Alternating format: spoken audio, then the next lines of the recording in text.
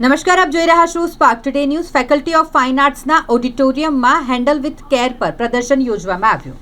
Handle with care જૂથ પ્રદર્શન એ સ્ટુડિયો ગ્લાસ આર્ટ ચળવળની ઉજવણી છે। 34 કલાકારોની સામૂહિક મેળાવડા જેવા નાજુક અને માંગણી સામગ્રીમાં જીવનનો શ્વાસ લેશે।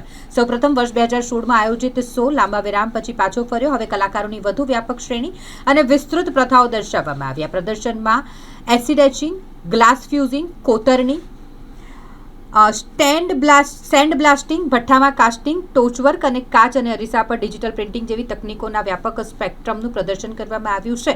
આ અભિગમો ઘણીવાર પથ્થર, લાકડું, ધાતુ, સિરામિક, પેપિયરમાં છે, ફાઇબર ગ્લાસ અને એલઈડી લાઇટિંગ જેવી સામગ્રી સાથે વણાયેલા હોય છે। એવા સમયમાં જ્યારે માત્ર થોડા જ કલાકારો કાચની સ્વાભાવિક રીતે નાજુક પ્રકૃતિ સાથે ઊંડાણપૂર્વક જોડાવાની હિંમત કરે છે, હેન્ડલ વિથ કેર એક સ્વપ્નદ્રષ્ટા પ્લેટફોર્મ તરીકે ઊભું છે। તે માત્ર સ્ટુડિયો ક્લાસના અનુભવી પ્રેક્ટિશનરોની સાથે એકસાથે નથી લાવતું, પરંતુ સમકાલીન કલાકારોને આ તેજસ્વી માધ્યમની કાવ્યાત્મક સંભાવનાઓનું અન્વેષણ કરીને તેમની પ્રેક્ટિસને વિસ્તૃત કરવા માટે પ્રોત્સાહિત કરે છે। 3 દિવસ માટે આ પ્રદર્શન ખુલ્લું મૂકવામાં આવ્યું છે।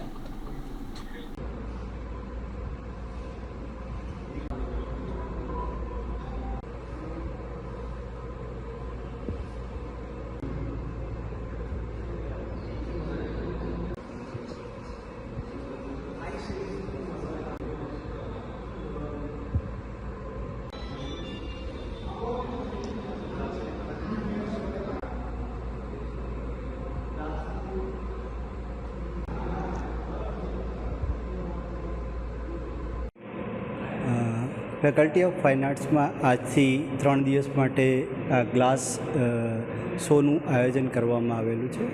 એમાં સિનિયર આર્ટિસ્ટોથી લઈ અને સ્ટુડન્ટ સુધીના બધા આર્ટિસ્ટોનું કામ ડિસ્પ્લે થયેલું છે।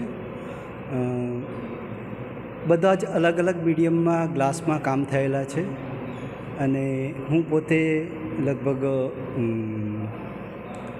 95થી ગ્લાસમાં જ કામ કરું છું અને ગ્લાસને બીજી કઈ રીતે